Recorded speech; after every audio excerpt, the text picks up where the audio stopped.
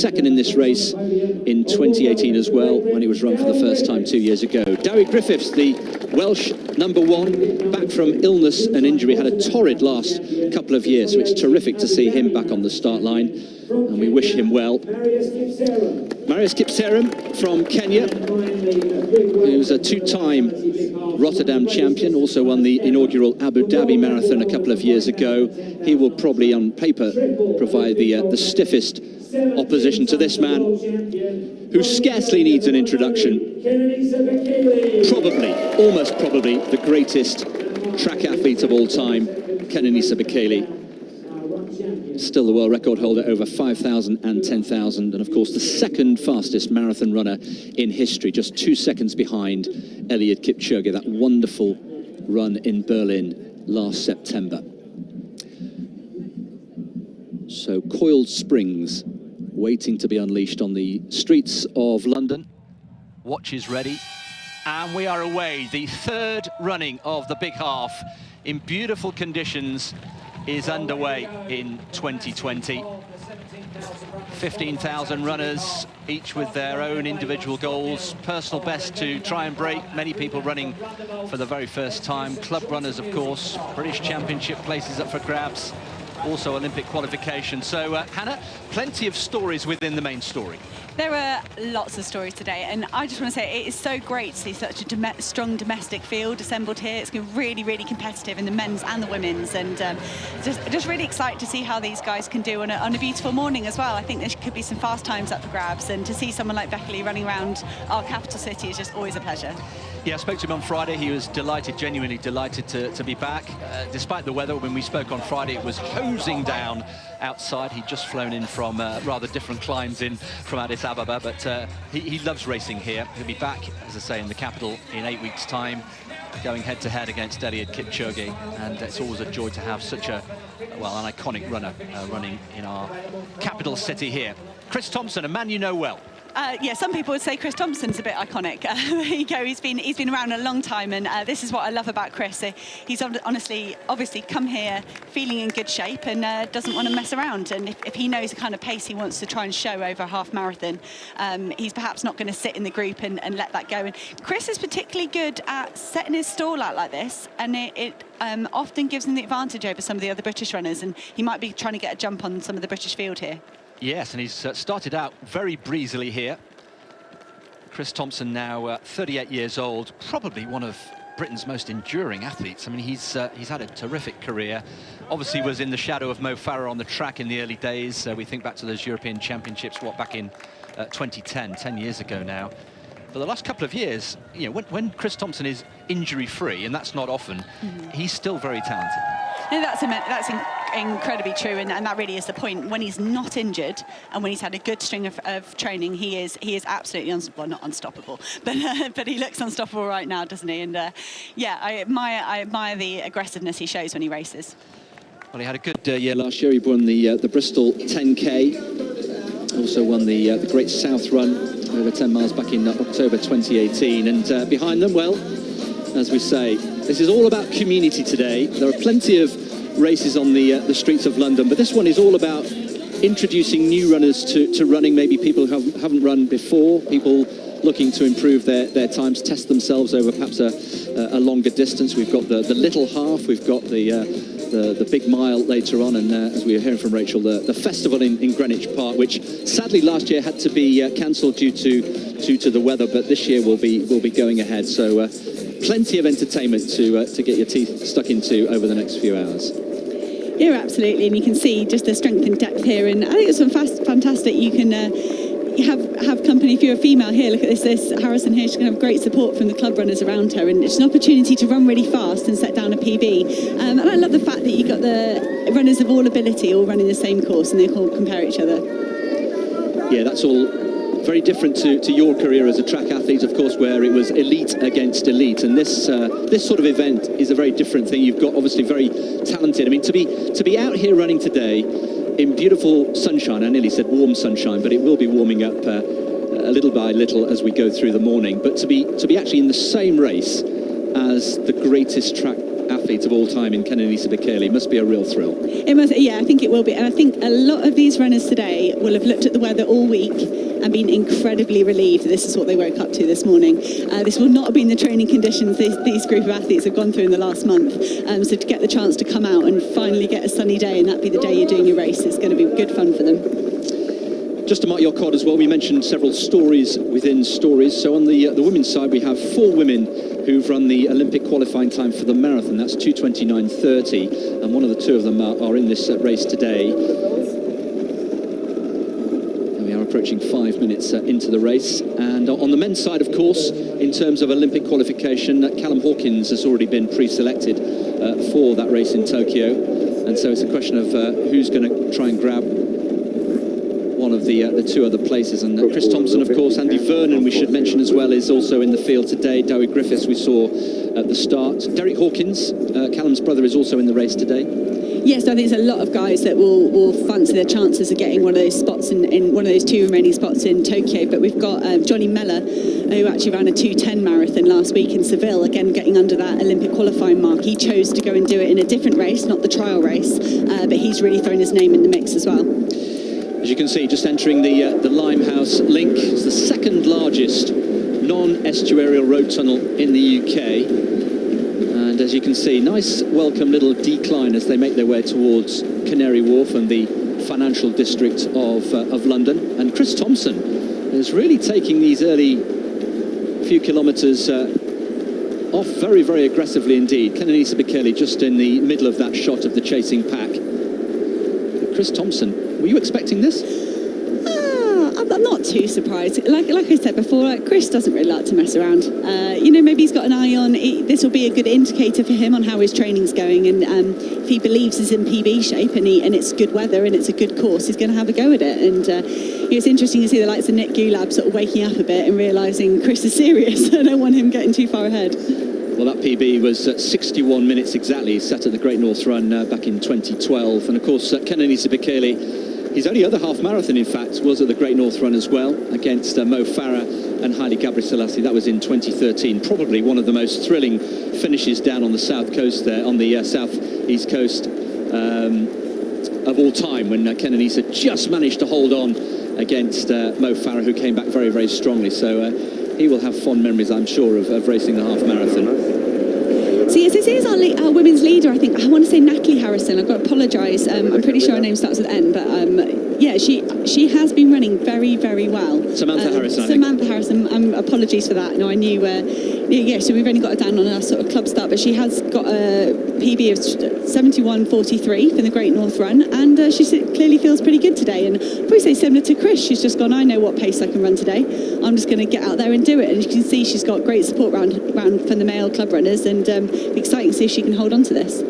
Yeah, she's going well. She's an athlete with Notts AC. And of course, many of you watching will be recognising your club vest. We've got Morpeth, of course, one of the great clubs from the northeast. And there's Kenenisa Bekele with that trademark, slightly buccaneering, rolling action, but a really economical style. And Kenenisa Bekele, well, where should we start with him? I mean, he actually, one of the changes he's made in recent years, he did a lot of his training until last year on his own. He preferred to train on his own. He's got his own track. He, with his own money, built an all-weather track just outside Addis Ababa, where people like Mo Farah have trained on occasion. But now he's with Haji, isn't he, one of the foremost Ethiopian athletes. And actually that change, I think, did him the power of good.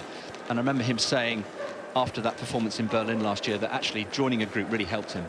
Yeah, but you've got to mix things up if you've been running as many years as him. You know, something that worked for him 10 years ago might not be the right thing for him right now. And there were certain whisperings and accusations from some of his support staff that he wasn't taking his training as seriously as he should be. And that never came from him. I don't think he felt that he'd backed off. But I really wonder how much of that 2:01:41 that he did in Berlin was kind of a big, like, well, you know, I am still here. I am still a force to be reckoned with. And yeah, I'm sure he would have been disappointed to just miss out on that world record, but it really put a marker down as we move into this Olympic year. Very much so, yes. A lot of people had, as you say, written him off. Kenenisa's finished. It's a point I actually put to him when I spoke to him on Friday, and he said I can understand why people would think that, because he had a bit like Chris Thompson, really, who's there left of picture, lots of injuries over the years, but when he's fit and firing on all cylinders, he is still a very, very dangerous, hugely talented athlete. And I think Kenenisa Bekele really surprised a lot of people. And to a certain extent himself, that run in Berlin last year was truly exceptional. Just to his right there, incidentally, number 253, Omar Ahmed from Birchville Harriers. So he's a 62-minute half marathon runner. So he's rubbing shoulders with half marathon and track royalty here, just coming out of the Limehouse Link. Yes, he's been doing very well in a lot of road races, particularly in the Birmingham area and some of the great run events. It's interesting to see him having a go, and I think again, I just said it, but when you wake up with conditions like this and you feel like you're in the shape of your life, then hey, what an opportunity. Just having to work a little bit harder as they come out of the Limehouse Link. They're going to make their way into Canary Wharf. There we are. There is Samantha Harrison, 25 years old, 71.43, her half marathon best. So no signs so far. We assume that Lily Partridge is in that group behind. Yeah, and I think I saw Lily in the background, but Samantha's just sort of got stuck in here. And like you said, she's fairly new to this level of running. She started running in 2018. That's sort of what, what people would, what she'd sort of say. And over the last few years, she's gone 81 minutes, 76 minutes, 74, 73. She's chipping away. It's going to be interesting to see if she's got a bit more in there today. So perhaps a new name to look out for here. We should say that the likes of Charlotte Purdue, Charlie Purdue, who's Britain's #1 marathon runner. She's been competing in Japan recently. She was the winner here last year. She's going to stay out in Australia, isn't she, with her coach Nick Bideau, getting ready for the London Marathon in 8 weeks' time. Yeah, so she ran a very good half marathon in Japan recently, but it's looking that her build-up, she felt it wasn't right to incorporate a race like that. 4th and 5th places in the men's race, and we have Ross Millington there, left of picture with the shades. Yes, and the other guy we've got there is Jake Smith, who's an interesting one for me. He's only 21. You don't usually necessarily see sort of Europeans achieving much at 21 on the roads, but he's actually the under-23 British record holder for the half marathon at a time that he ran 62:02 to take Callum Hawkins' British record, and he's gone on to run quite well. That's impressive, isn't it? And as you say, all of that at the age of 21. Yes, and if he was to run a PB today, that could be a new British under-23 record. Well, we'll keep an eye on that. We're just going past Billingsgate Fish Market, for those of you who like your historical landmarks. So a lot of this course will be familiar to people who've run the London Marathon, and much of this course, of course, is run in reverse from the race that we'll have on the 26th of April. But, if you were expecting to see Mo Farah taking part in this race and you hadn't heard, he was sadly forced to withdraw a couple of weeks ago or so with a minor Achilles problem. So he is just taking precautions there. He's, of course, planning to return to the track for the Olympic Games in Tokyo, back to the 10,000 meters. And just on the theme, Hannah, of Tokyo, Kenenisa Bekele, who actually had said that he wasn't planning to take any part in the Olympic Games this year, told me on Friday that he's very much got his name forward for selection for the Ethiopian team in the marathon in Tokyo. Oh, brilliant. That's what we want to hear. And I wonder how much of that performance in Berlin contributed to that decision. And you've got to see how you recover from something like that as well. You've got to have that confidence that you can recover and go again and get ready for another summer marathon. And it's really exciting to see that he does want to be there and try and pick up another Olympic medal, perhaps. Yeah, the confidence that he will take from that performance in Berlin. And I was fortunate enough to be in Berlin that day covering the race, and at one point, from memory, he was almost 90 seconds outside Eliud Kipchoge's world record pace, and he wasn't even leading the race. He actually slipped a second, had a bit of a stitch, and got himself back, and he finished like a train. He really did put the gas down in the last 10 kilometers.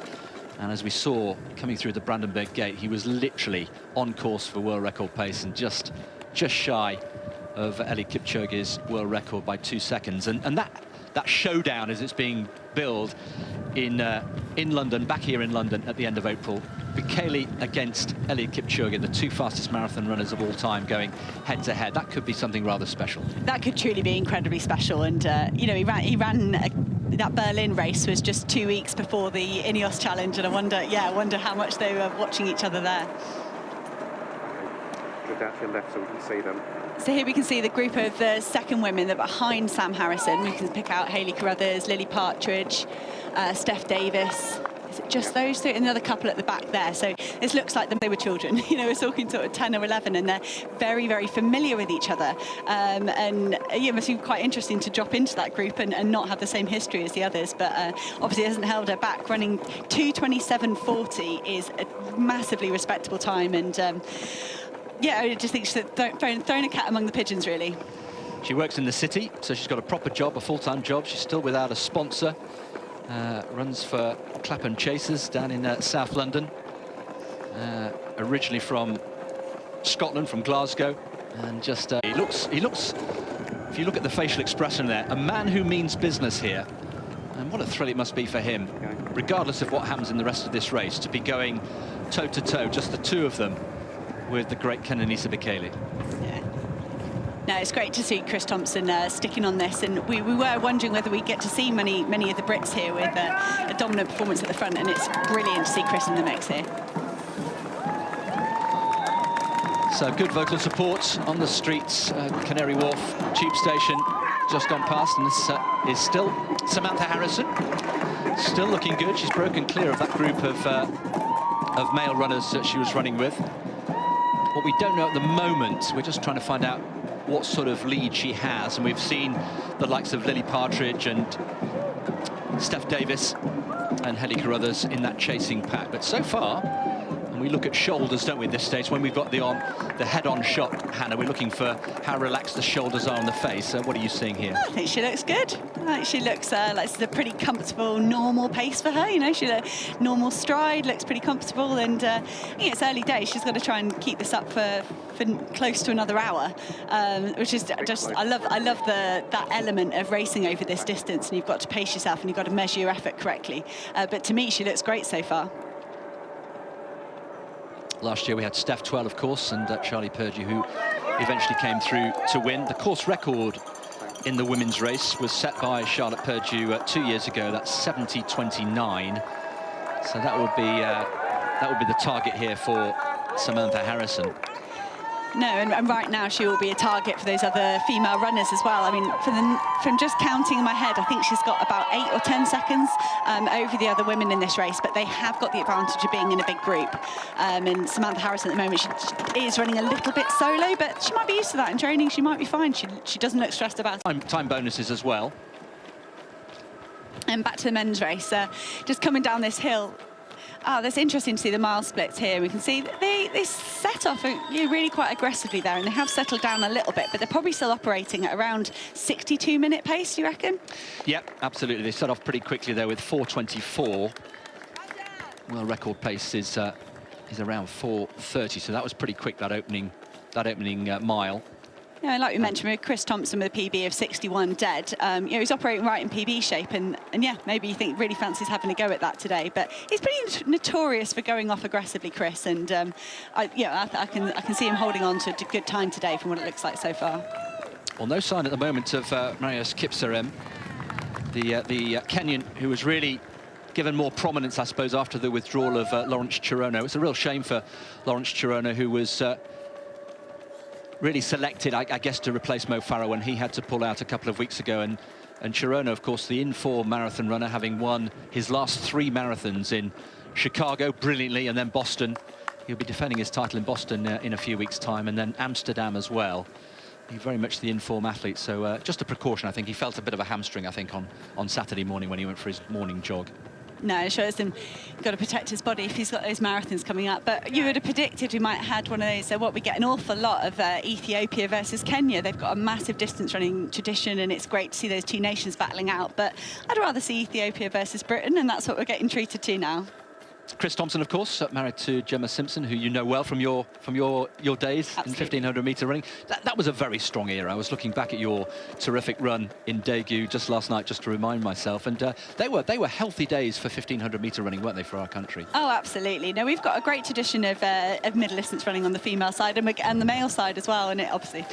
But you know, it's great to see. It's great to see just British running in general. It's just doing fantastic at the minute, and it's so exciting in an Olympic year. Chris Thompson, who's a 4 times London Marathon athlete, And of course, in terms of his track pedigree, It'd be great to see Chris make another Olympic team. He went to 2012, but he struggled a lot with injury. He was obviously delighted to compete in a home games, but not be able to give perhaps the best representation of himself for struggling with injury. So just to see him still out here fighting to make another Olympic team is really inspiration. Well, here's the chasing pack in the women's race, and again we can still see Steph Davis there, left of picture in the white top. Lily Partridge is in there as well. Hayley Carruthers, all chasing down Samantha Harrison, who's we think about what 8 or 9 seconds ahead. Yeah, they've got a really strong group here, and if there is any wind out there that could be making this job harder for the ladies to catch Sam Harrison, they won't be having to deal with it. They're really very well sheltered and protected in this group of men. Lily Partridge, incidentally, is the one wearing the white headband. Back to the men's wheelchair race. And we've got Brent Lakatos still leading the way with David Weir. David Weir in second place. So it's as we were there. Sidbury in third place. Danny Sidbury from Great Britain as well. Just from a technical point of view, Hannah, just zoom in on Kenenisa Bekele. What is most impressive about his running style? It's just so economic, and it always has been. To me, there's not much difference from his track running style to his road running style. People talk about how you might need a different technique, but he just looks so smooth, and it's the cadence as well. When you can just clip your legs over like that, it looks unstoppable, doesn't it? And don't get me wrong, Chris has a good running style as well, but you can really tell the miles that have gone into both of these guys to help them run like this. Well, they're back on the highway, which is where they started the race, about 23 minutes ago. And they're heading now towards Wapping. No, you can see a bit of a glance behind from Chris there. Sometimes people say that's a sign of weakness. I don't think that didn't look like a sign of weakness today. I think he's just assessing what's going on around him and kind of trying to see whether he really is as clear in second as he feels. And they really have gapped the rest of the field here. I can't really see the people behind them getting anywhere near these two today. And if you're Kenenisa Bekele, you know that, with all due respect to Chris Thompson, your track record speaks for itself. Does he just use Chris perhaps as a little bit of company for the majority of the race and then just move away in the latter stages in terms of his preparation for London in 8 weeks' time? Yeah, besides that is what you would anticipate on paper, but I'm pretty sure Chris is a ferocious competitor, and you generally never know what happens. I mean, Bekele could have had a bit of food poisoning, could have had a bit of cold, could be carrying a little strain. You know, and anything could happen, and that is the beauty of racing. They've got to race it today, but as you say, you would expect the Ethiopian to pull away from Chris here. And unlike Bekele, Chris Thompson hasn't flown in from a different continent in the last couple of days, so we'll keep an eye on the men's race. But Steph Davis, back to her.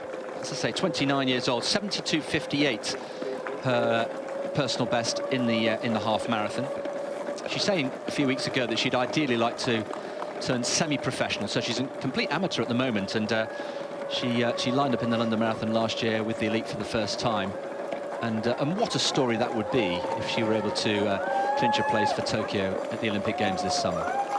Absolutely. I mean, there's a thousand different ways to prepare for athletics, but to do it alongside a full-time job, I think is particularly admirable. And Hayley Carruthers works for NHS radiographer as well, and we've got Eleanor Wynnum Davis towards the back as well. We think she's a full-time doctor, or at least a part-time doctor, and that's really impressive to balance those elements all together. And she'll be a very busy NHS doctor at the moment for reasons I'm sure we don't need to mention. Yes, yes. It's extraordinary, isn't it, that they are able to combine these two careers. Lily Partridge has been training, as she does often at this time of the year, down in the south of Spain, hasn't she, and been going well? No, Mercy is a tremendous region. Callum Hawkins has used it a lot, and we've got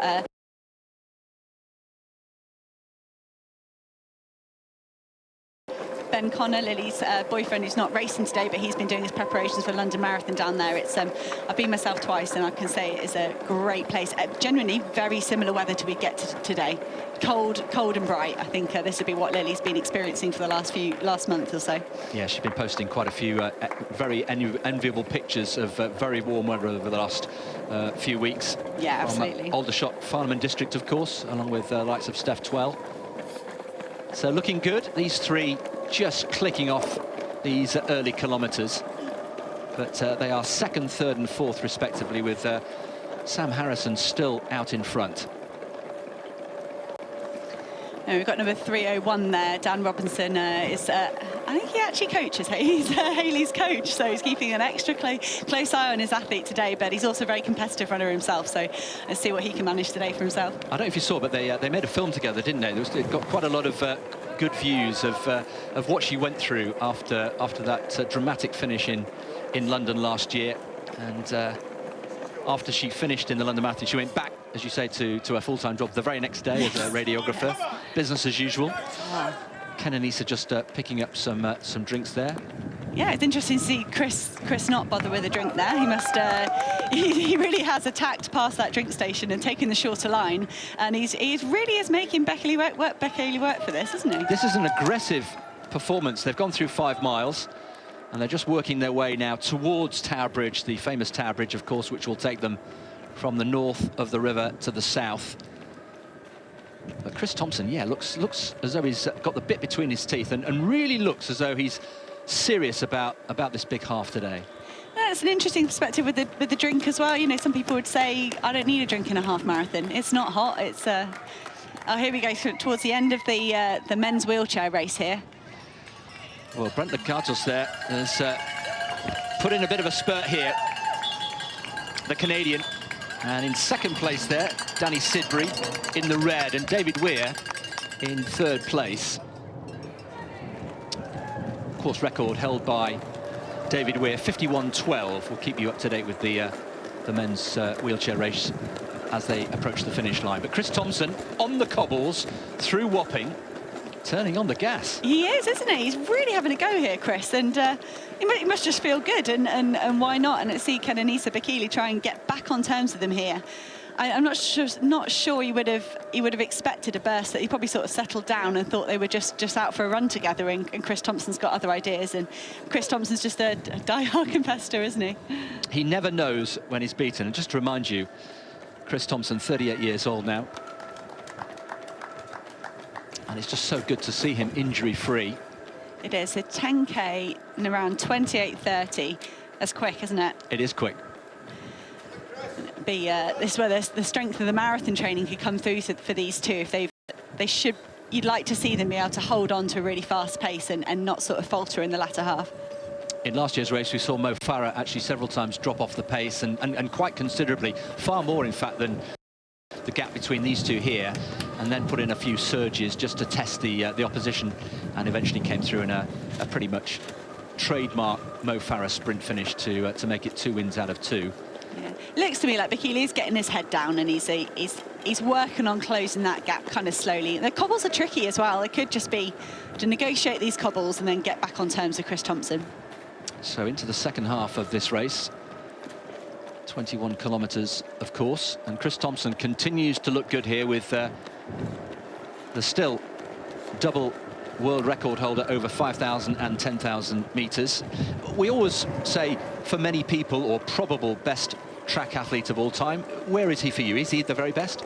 He was so dominant when he was winning those Olympic titles, and he was a joy to watch. So yeah, I'd say he's up there. Back to the women's race, and for me that gap is closing. Samantha Harrison still leading the well, still looking pretty comfortable, but I think the chasing three of Carruthers, Davis and Partridge are starting just to reel her in here. Yeah, I'd like to see Sam Harrison getting a bit of help here. She got the perfect male club runner right now. That would really support her. I kind of feel sorry for her that she's been out on her own a little bit. Incidentally, we have a new world record in the women's half marathon set just a week or so ago at the RAC half marathon, as often is the case.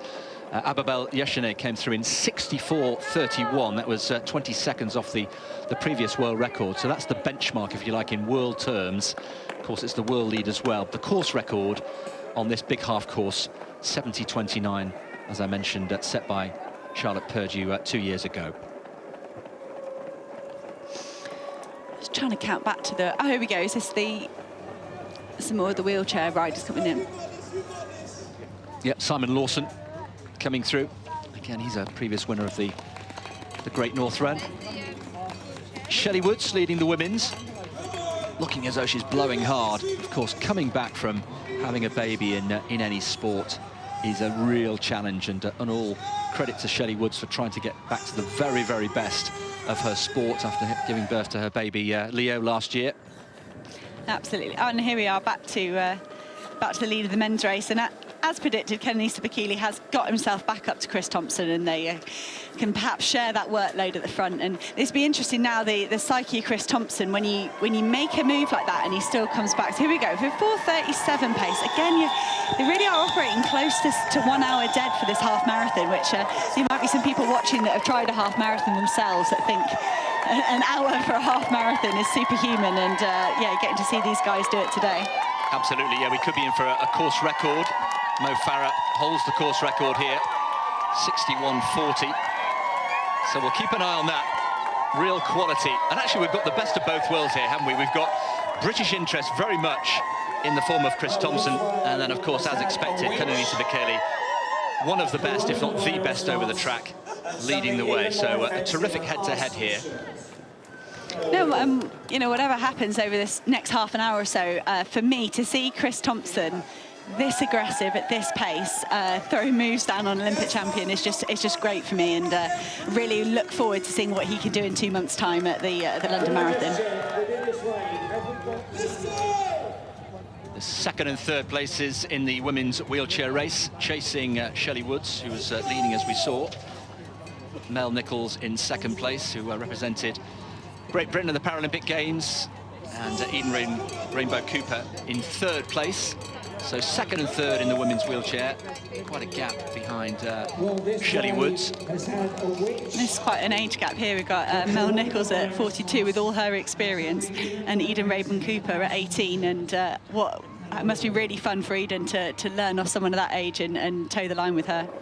Just about to cross Tower Bridge, as we see. So back to the women's race. Over half an hour of running, approaching halfway for the women. And Samantha Harrison still going well, the Knots AC runner. And I think you're right, Chris. I think that gap is a tiny bit smaller, but not, you know, it's, and here we go. Kenenisa Bekele really stretching out across Tower Bridge, and perhaps Chris woke him up a bit with that move past the drink station a few miles ago, and he really wants to stamp his authority on this race and find out how much he's got in his legs ahead of his next marathon. Well, of course, in 8 weeks' time, he will be crossing this very same bridge, this iconic Tower Bridge, but in the other direction. And there he is, just reeling in one or two of the wheelchair athletes as well. And it feels as though the handbrakes come off. He's nicely lubricated and warm. Everything's feeling good. Chris Thompson was very aggressive, and now there is a definite gap opening up there. And I think it's a gap that's widening and widening. And barring any major problems, Hannah, from here, you feel as though it's really how fast and how quickly Kenenisa Bekele wants to go from here. Absolutely, I think, and Chris has probably done him a favour here, giving him a race in that first half and set him up really nicely for a fast time here. And yeah, perhaps he has got half an eye on that course record and just sort of setting a bit of a warning to his competitors. Well, the confidence, we keep repeating this, but it's worth bearing in mind that many people had written off Kenenisa Bekele. His record in the full marathon, for all his achievements on the track, doesn't make particularly good reading. He's won only 3 of 9 marathons. He's had a couple of DNFs. He had a DNS, so he didn't start a race in Dubai a few years ago. And so for many people who thought he would just make the transition effortlessly from the track to the road, you know, that isn't a foregone conclusion, is it? It's not as easy as people think. Absolutely not. People just go, you get older, you move up distances, you'll be fine. And perhaps we could even say the same for Mo Farah. You know, it made him look a bit more human. You know, and the way he could run away from people on the track that hasn't transferred in the marathon yet for him, and you can see why he would make that decision to have another go at the track this year. And perhaps we'll see him try the marathon again after this track campaign this summer. But it's certainly not a foregone conclusion that track form equals road form. No, absolutely not. Bekele just looking at his watch on several occasions there. I think he feels as though this is a day, the conditions are good, there's very little wind. It's bright, it's sunny, there's no rain, it's nice and dry underfoot, and now he's just imagining that he's in the hills in Entoto above Addis Ababa at altitude, where he's been doing a lot of his training, those wonderful trails. For some of you watching who may have heard of the conditions around Addis, are absolutely perfect. So Kenenisa Bekele has broken free from Chris Thompson. The question is, in the women's race, can Sam Harrison break free again from the chasing pack? I saw a few nervous nervous looks back from her, and it must be it's kind of nerve-wracking be out on the front that, and then she must be wondering, every one of these male runners that comes on her shoulder, no, is that one of the females? Are they back to me yet? And that can be stressful, and I hope she can stay relaxed and. Whatever happens, if the women catch her, let's hope she can join them and just really sort of push on for a PB. Yes, that can be demoralising, can't it, when you don't know what's behind you, and as you mentioned already on, it's a sign of weakness, of looking behind. We haven't seen, in fairness, Samantha Harrison look behind once yet, but she must feel, she can hear certainly the pitter-patter of running shoes behind her. And what she doesn't know at this stage is whose running shoes they are. But we can see, even allowing for the foreshortening of that head-on shot, we can see that the three chasing female runners are getting perhaps closer and closer. Yeah, I think it's more like 7 seconds or so now, where it was maybe 10 seconds a few miles ago. But yeah, so she's still maintaining that gap. She's definitely not really hitting the wall or anything like that. You can see Lily Partridge and Steph Davis there, and we've got Hayley Carruthers still in the shot as well. Yeah, Lily Partridge just starting to open up a little bit of a gap over Steph Davis, and then maybe, 4 or 5 metres behind, we have Hayley Carruthers. So those three just starting to splinter there. And again, just looking at, just slightly obscured at the moment, but Lily Partridge looking pretty comfortable and looking very nice and relaxed. No, she is, and you talked about that running style of Kenenisa Bekele, and yeah, Lily looks pretty good there. She looks like she's been putting the miles in, and she's got a great economy that you look for in a marathon runner, and I think she'll be having fun trying out these roads today. Just a fashion detail, is the headband a new addition? I've not seen her wear a headband many times before. No, I haven't. Yeah, it is new, but it's pretty cold out there. You might get cold ears today. You can see Steph Davis taking on a gel there. That'd be part of her preparation for the marathon as well. Really practicing fueling during a race is a big part of preparing for a marathon, and today is an opportunity for her to try that. And I think many of the runners out there today will be trying some of the tactics that they might take forward into the next marathon. You can see Hayley Carruthers there in 4th place at the moment, just trying to hold on to those women as the group fragments a bit. They really were together as a group for that first 30-35 minutes, and it's starting to spread out now. Tower of London, of course, on the right shoulder of Steph Davis. And again, her office is actually only a half a mile or so away from this bridge where she works in the city in the financial services industry. But there's usually a bit more traffic around there for her. She goes right. on a run around there. Yeah, these runners have the freedom of the streets of London. It really is a real privilege. And there is Hayley Carruthers, who ran the London Marathon last year, only 3 years after taking up the sport. So again, her rise through the rankings, if you like, has been pretty impressive as well. As you see, Lily really has got a good group of men there to work with, and they are closing in on Samantha Davis here. And let me see, what do you reckon? Another half a mile, another mile, and Lily will be back with her? I think once they hit Tooley Street and get into Bermondsey, we may well see a group of 3 become a group of 4. Tower Hotel, just on the right there, headquarters for the media operation for the London Marathon. So many of the athletes in action today will be back there, giving their press conferences before the 40th London Marathon on the 26th of April. That's exactly 8 weeks to go today. It is, and I think if it's anything like the weather is today, that'll be absolutely brilliant, won't it? And it will look great. Yes, I mean, often in the past, the London Marathon in recent years has been almost too warm, hasn't it? We've had some extraordinary conditions. Now they're coming down off the middle of the bridge, and for anybody who's run in either direction, you'll know that obviously there's a rise up to the apex of the bridge and then a gentle decline, so they're enjoying that now. Also enjoying himself on the streets of Bermondsey, Kenenisa Bekele, with that wonderful, easy action, so economical. And he is checking his watch, isn't he? I think he's looking for a time here. I think he must be. I think he'll have an idea of what his training has indicated he is capable of. But it's one thing to do it in training. You want to come out and show it off on the roads. But that gap he's opened up on Chris and got over sort of 6 or 7 minutes. He has absolutely lost Chris, and looking really, really good. Here we go in some mile splits. So you can see he's done the damage there, dropping from 4:50 to 4:36. It must have been an incline in that to make a 4:50 out of that, but 4:36 is really going some, and that, like we were saying, round about that 60-minute pace, and it'd be fantastic to see a sub 50 here today. It would be indeed sub 60. Yes, 50, yes. Let's not get greedy. Yeah, Bekele looking absolutely supreme here, and if he can continue this and get a decent time, that again will give him huge confidence going into the London Marathon. And again, that head-to-head with Eliud Kipchoge, and of course, since Bekele was last in action in London, we've had the historic sub-2-hour marathon mark broken by Kipchoge. in Vienna last October. I asked Bekele whether he'd been watching that. He said, of course I did. I was watching on the television. And of course, that has also whetted his appetite. And actually, he did say a few weeks ago that had he had that level of support as well and the conditions, he fancied himself to go under 2 hours as well. That's just what I was going to ask. I mean, would you... Oh, here we go. We'll come back to the women. So we have got, yeah, you can see Lily Partridge really has got Samantha Harrison in her sights. That's the closest we've seen Lily to, well, any female to Samantha Harrison.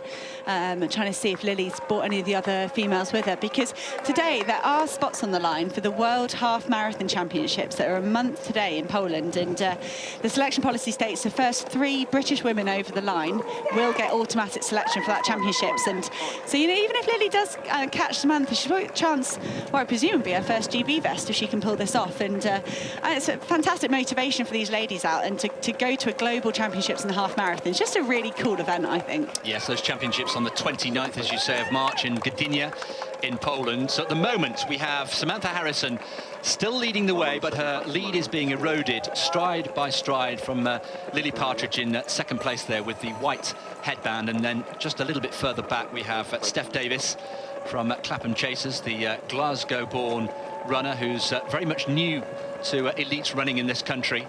Yeah. And now she's almost up on her shoulder. This is important to me. What happens to Samantha Harrison now?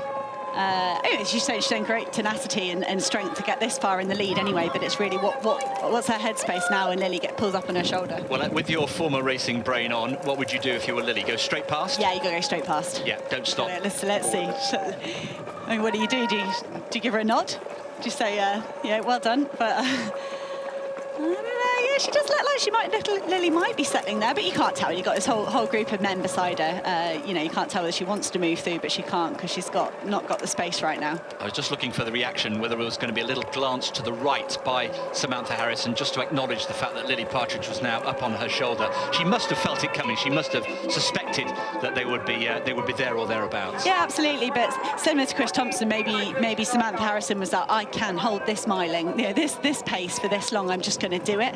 If anyone wants to beat me, they're going to have to do it. So the women through 8 miles in just outside 43 minutes, and here are the men's wheelchairs coming round, and it's Brent Lakatos, the Canadian, who is going to come through to take a terrific victory in 48.45. A terrific performance by him, and that is a new course record from Brent Lakatos. He's smashed David Weir's course record.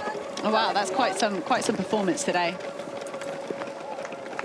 Here we go, back to the women's race. Right, well, either Lily's tried to go past and Samantha Harrison hasn't let her, or Lily does want to settle for a bit and gather before the finish. They have got a lot of company, though. There isn't a huge amount of room for Lily to have automatically gone into without moving quite wide. No, I did see one gentleman trying to deliberately give the ladies space and respect the fact that there is a race going on between these two. But yeah, these men are running for their personal best and their performances as well, so they've got every right to run the correct line for them.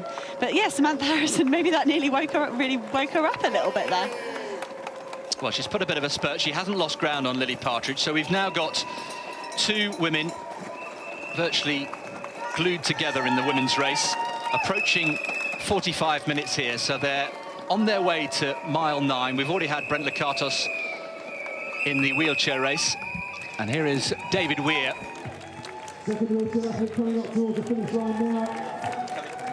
Coming home in second place, David Weir, who was winner here, of course, in 2019. Not to be his day today. David Weir coming home in second place behind Brent Lakatos. We'll get his thoughts afterwards. So a second place for David Weir in the 3 years of this race.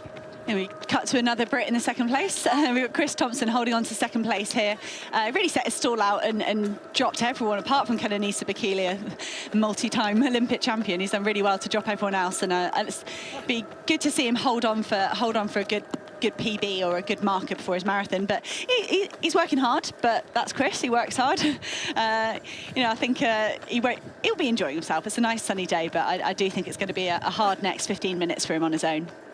I don't know who invented the expression no pain, no gain, but I'd like it to be Chris Thompson, because that's very much his philosophy, isn't it? Yeah, absolutely. No stranger to hard work. None of these guys are that train at this level, but I'm sure he's been in this level of pain multiple times in the last few months, probably this week, to be honest.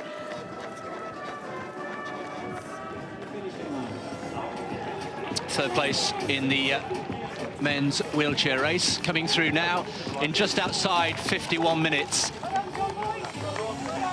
And it's John Boy Smith coming through. Very, very quick in the men's wheelchair race today. We've got a new course record, subject to confirmation there from Brent Lakatos, sub 50 minutes. And there is John Boy Smith. Can't tell if he's unhappy about something or, yeah, he does look a bit frustrated. Perhaps there was some trouble in that last few miles that we didn't see. I do hope there wasn't any disruption on the course and obstructions or anything like that for the riders. Yeah, we'll try and get some reaction from John Boy Smith later on and find out what that reaction was for. Just to remind you, the course record in the men's wheelchair race prior to today, 51.12. Brent Lakatos has gone sub 49 today, so conditions absolutely perfect here. Absolutely. Here we go, back to first and second in the women's race with Samantha Harrison and Lily Partridge. This is really hotting up to be quite a battle between these two. Yeah, Lily's worked her way back onto Samantha Harrison then, and they just seem to be kind of surging at each other. I haven't yet seen Lily take the lead, so whether she's just content to bide her time and do one big move later on, or whether she's not capable, whether she's right on her limit right now. Approaching 50 minutes, and Samantha Harrison, who's been leading in the women's race almost from the word go, but now has Lily Partridge for company. And from here you would expect, based on previous performances and stature of athlete, you would expect Lily Partridge to go on and win this race, but still plenty of twists and turns to go. Yes, you're right. Lily probably has competed in more higher level road races than Samantha has. It's you know, you do need to build up that sort of experience over these races, but Samantha Harrison's doing it, and she's doing it very well. To go out and put yourself in the lead like this, you're going to learn a lot more about your fitness and your form, and it's great to see someone be brave like that and just sort of roll the dice and have a go.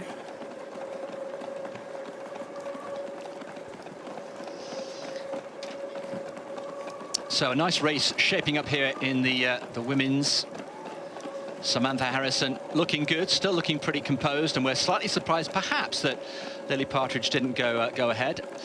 At the moment, this man, Kenenisa Bekele, has the streets of East London to himself. That was a smooth drink take, wasn't it? That's what he's going to be wanting to repeat in 8 weeks' time here in a marathon. You really want to be nailing that sort of drink station activities. You don't want to see some of the nightmares some of the athletes have. Yes, and I think of Mo Farah, with no disrespect to Mo, when he talking about making the transition from track to road, and one of the most important things, particularly in marathon running, of course, is the whole technique of taking on board sustenance and liquid, and Mo struggled, if the truth be known, in the early stages.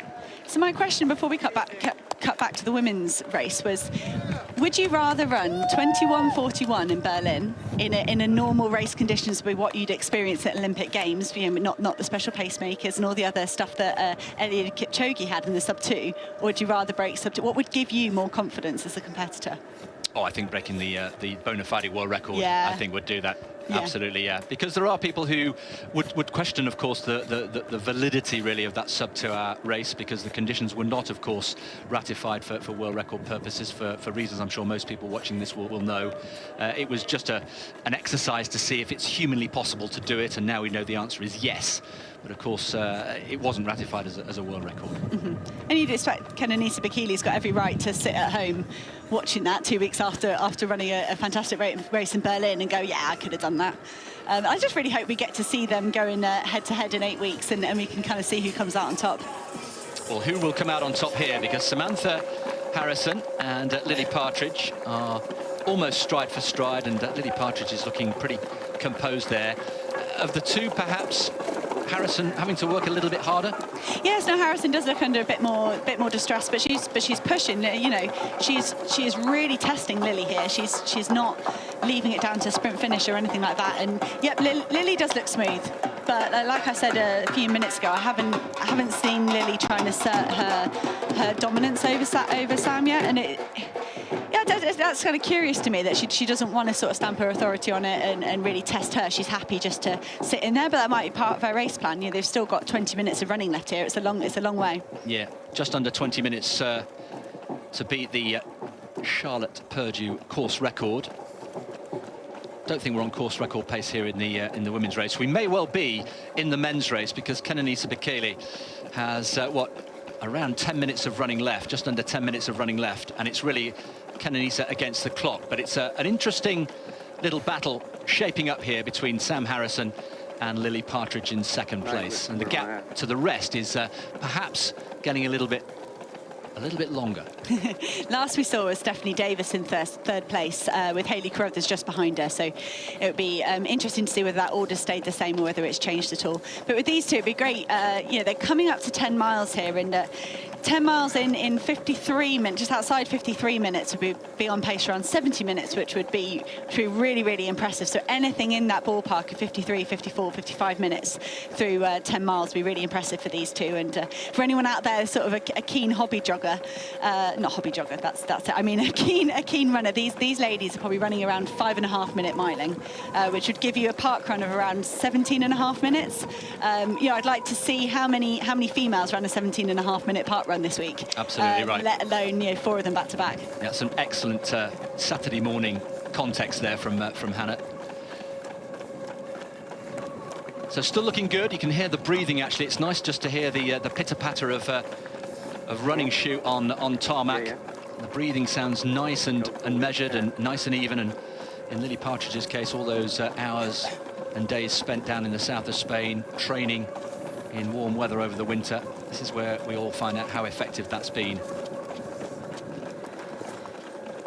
No, and it's quite quiet spectator-wise out there, and I'm sure they'll look forward to getting back downtown and a bit more of the crowd atmosphere. But also it's kind of pure, this, isn't it? Like you say, the sound of their feet. Just they've got a couple of gentlemen for company, but really this is just 2 women fighting it out on the roads. Further down the course, Kenenisa Bekele still checking his watch every few minutes into the last couple of miles or so, and a reminder that the course record 61:40, and they're just slowing up a little bit in that 11th mile.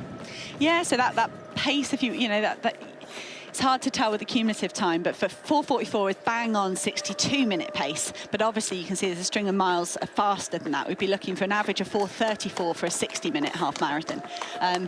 So yeah, he's not going to be far off, is he?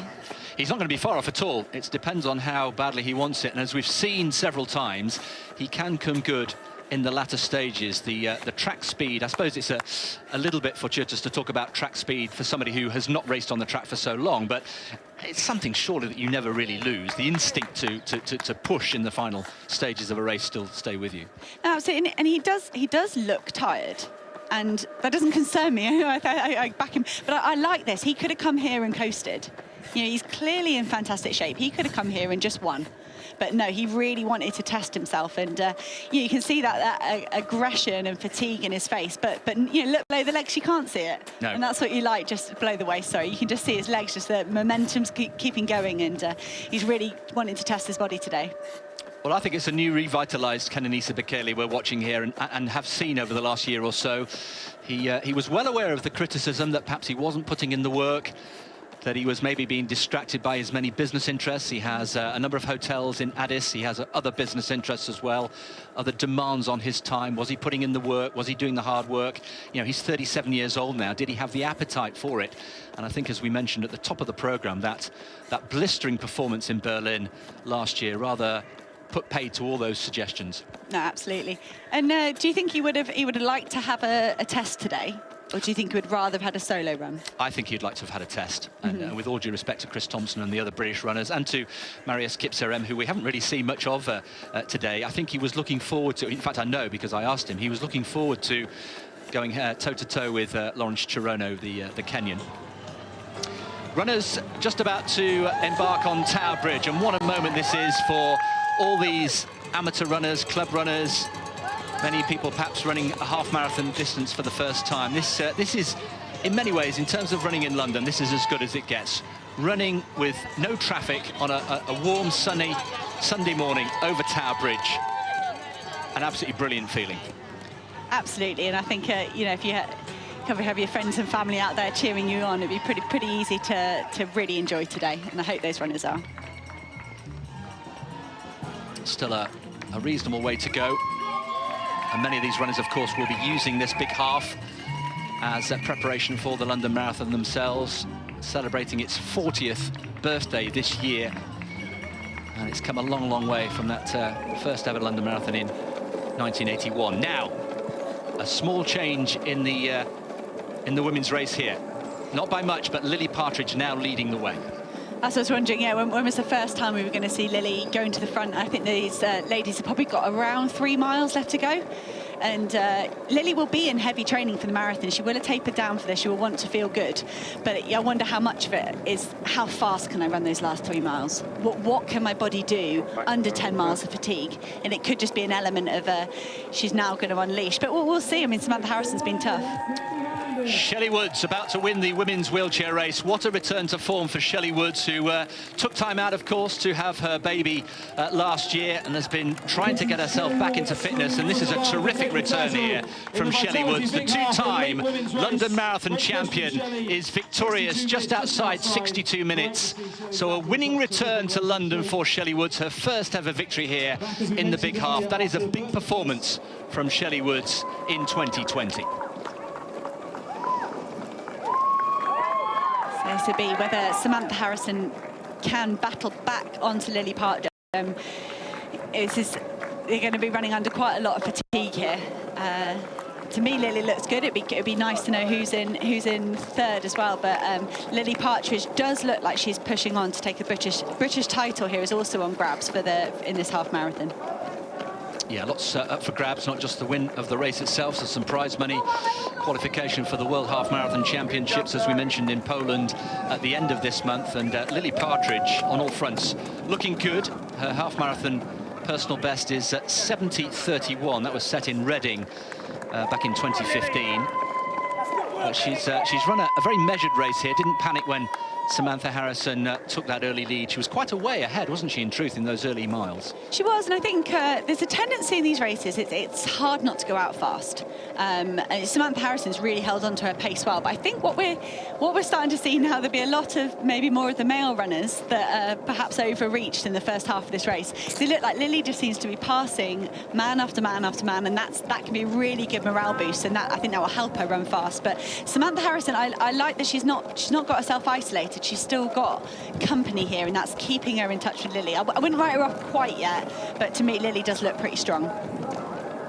Yes, all credit to Samantha Harrison. Could easily have folded, but she's keeping on the coattails of Lily Partridge, and still a comfortable margin between second and third place. We've got Steph Davis and Hayley Carruthers, who are the chasing two athletes. So it's Partridge in one, just ahead of Sam Harrison in second place.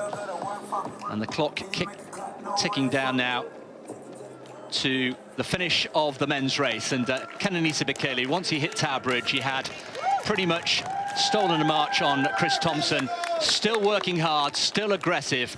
And I think he's got this course record held by Mo Farah in his sights here. 61:40, remember, Mo Farah, who had the benefits of company last year. He had his training partner with him in the latter stages of the race, so there was a definite sprint finish.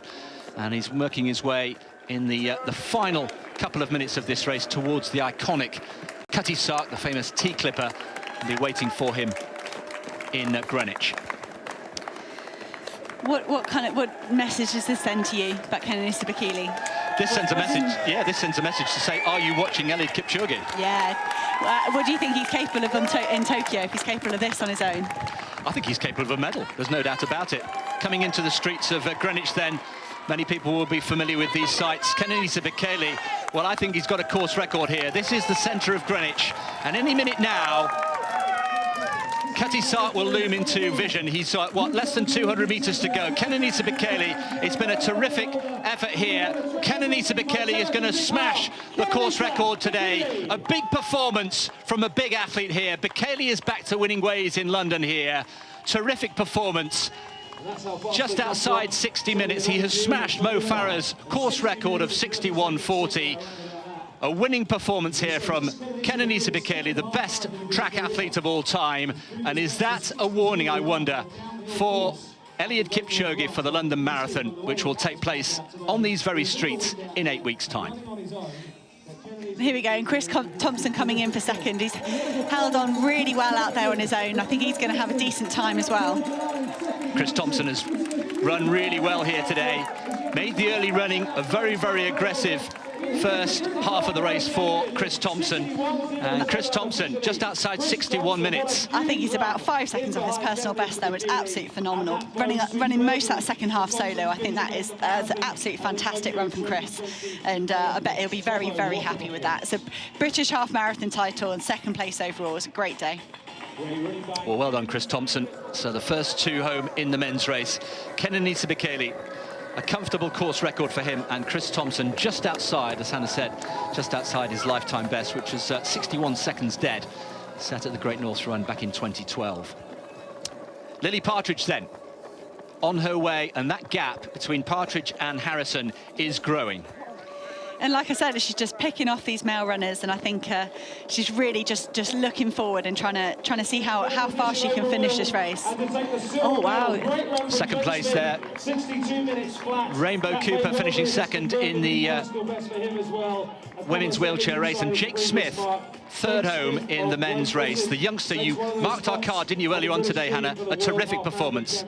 And Mel Nichols coming through in third place in the women's wheelchair race. So the top three home in the women's wheelchair race. Shelley Woods coming home on her return to action here in London. And the top three home in the men's race with Kenenisa Bekele ahead of Chris Thompson.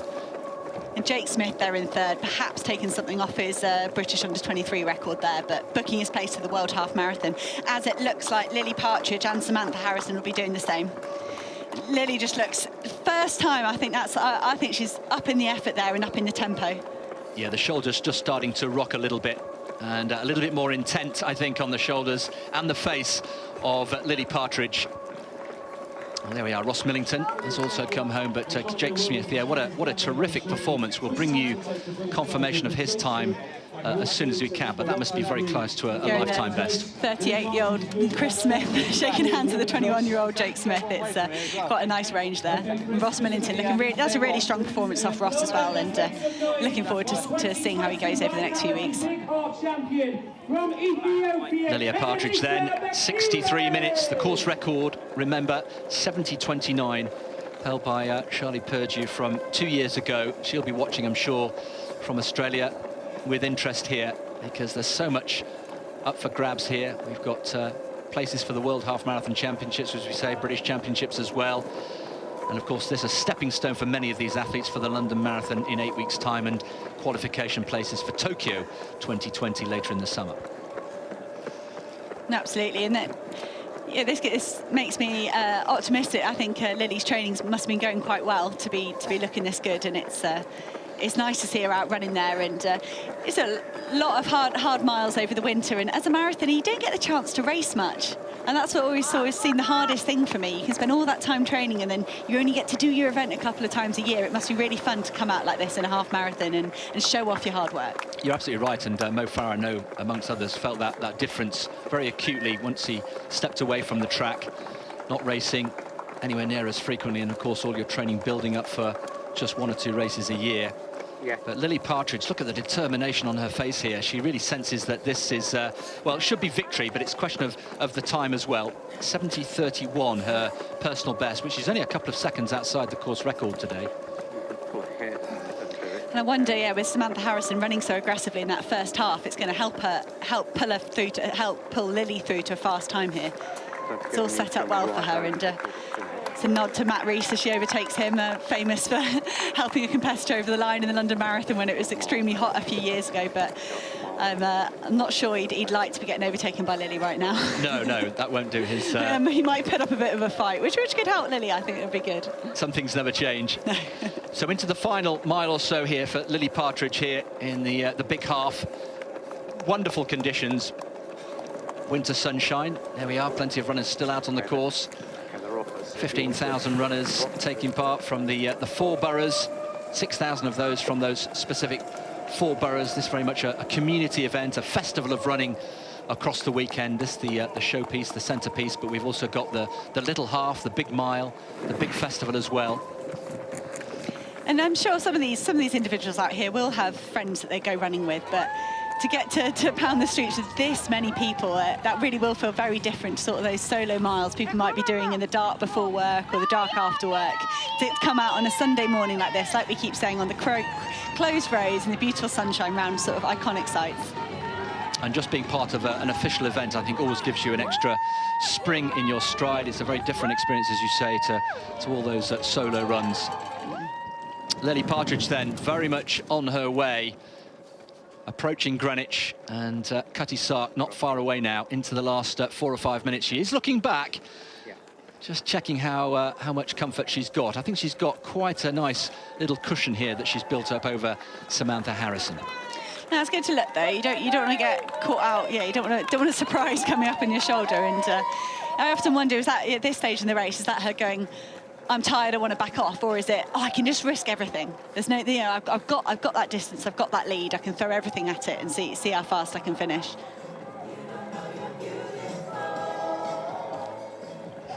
Not quite as easy as she was, whether that's because she's feeling the pinch or she's deciding to work harder. Which of those two do you think it is? I think she's working harder. I think, to me, it really looked like I'd be interested to hear her comments after. And what was it, a deliberate decision? Really lift those last 3 miles, and I'm sure she's had some sort of instructions from her coach and stuff. How are you going to make the most out of this event? You want the overall result and the time and the position, but it's also what elements can you take forward in your preparation for the much larger. I'm sure for her the big focus will be that London Marathon, trying to book a place to Tokyo. Well, the cadence has certainly picked up. The head starting to rock just a little bit from side to side, and we're not quite into Paula Radcliffe territory there in terms of the head bobbing, but a little less stable, but she's still looking very, very comfortable indeed. I haven't seen her take on a drink or a gel at all. This looks like just a you know, it's interesting to me when you see different people approach an event at this distance, and fueling is an important part, and I'm sure we'll see lots of the club runners and the fun runners that have had to incorporate that into their training. But for Lily, it looks like she can just get out there and hammer herself for 70 minutes and make it. Yeah, she's been feeling good. She's been posting very, very positive pictures and comments from her training base in Murcia over the last few weeks, so she must be coming into this race feeling and looking good, and she's certainly delivered on that. It's her third appearance in this still very young race, the big half. First run in 2018, she was second on that occasion. She was 5th here last year and looks to be going all the way here in 2020. A really measured performance here from Lily Partridge, with approaching 69 minutes on the clock, so just a couple of minutes left of running. No, and if there's anyone sort of keen on running stats, Lily's very good at putting a lot of stuff out there on social media. I'm pretty sure she's on Strava as well. If anyone is curious to sort of see, what's the mile splits and what's the pacing effort she's put into this, I'm sure that'll be out there. And I think she posted about a session the other day, 3 or 4 by 3 miles. And that's a sort, that's a park run. Yeah, she's sort of done a park run as a rep, and she's done a lot of them. And I do wonder if that's sort of part of the element today. So Lily Partridge on her way to victory here, with Samantha Harrison, who made much of the early running, in 2nd place, and trying to close her down. Steph Davis from Scotland, the amateur runner, who's also trying to book a place on the team for Tokyo in 2020. And Hedy Carruthers in 3rd and 4th in pursuit. But Lily Partridge here, barring any accidents, will be on her way to victory here. 70:29, remember, the course record held by Charlotte Purgey, who also ran a very measured race here last year, 12 months ago. Charlotte Purgey, who's currently in Australia, as we mentioned, warm weather training, getting ready for that London Marathon at the end of April. She's looking at her watch. She knows what she's aiming to do, and whether that's just whether she's just clipped off from a mile there, I'm not sure. Well, into Greenwich, and the crowd's thickening all the way. Just a nice little glance away. She'll make a couple of now final turns. Just the final couple of 100 metres into Greenwich, gritting the teeth. She knows that course record has perhaps gone. It has gone, but Lily Partridge here is storming to victory. It's been a really measured performance, a terrific performance. She was second in 2018, fifth last year, and Lily Partridge here has put in a wonderful performance in front of Cutty Sark. Here she comes, Lily Partridge to Samantha Harrison and to Steph Davis, the 1, 2, 3 in the women's race. Now, I'd say it's fantastic from Stephanie Harrison to carry on, to hold on to that second place, and Hayley Carruthers coming back in a really strong fourth position here. I think she's like, oh no, and they're getting either side of that. But it's good to see Hayley Carruthers negotiate that smoothly and come home for a fourth position. A really, really strong performance from all of those top four today. Yeah, it augurs well for the British team. We said plenty at stake here for these women today. Places in the World Half Marathon Championships, less than a month away. But Lily Partridge, you know, look very, very businesslike there. And it's good to see that winning smile from the athlete from Aldershot, Farnham District. Absolutely, and there are British Athletics can take 5 athletes to the World Half Marathon Championship. So depending on what some of the other ladies that aren't here today, the likes of Steph Twile and Charlotte Purdue, want to do, we could well see some of the other ladies from today on that team for the World Half Marathon Championships. So the top 3 there in the women's race, and of course plenty more unfolding over the next few hours here on the streets of London. There are plenty of British runners. We'll try and pick out 1 or 2 of the club runners who we've identified in advance worthy of mention. And of course, amateur runners, club runners, many people here in training for the London Marathon and other marathons as well. Of course, there's Boston, as Lawrence Chirono will be defending his title the week before the London Marathon. But marathon season very much up and with us. Some people perhaps... wonder if that guy usually gets to join in on the runs. A bit confused, why are you not taking me with you? Absolutely, yeah. Sunday morning run.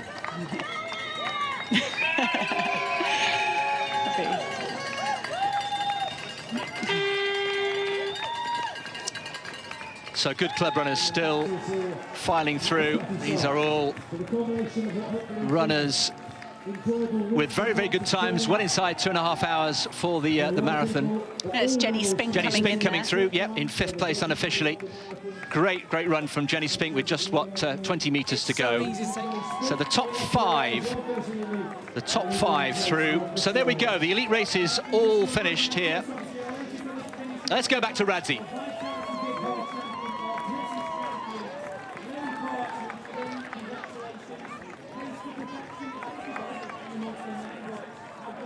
Well, Radzi is amongst the runners there. We'll be going down to Radzi. Radzi is now waiting for us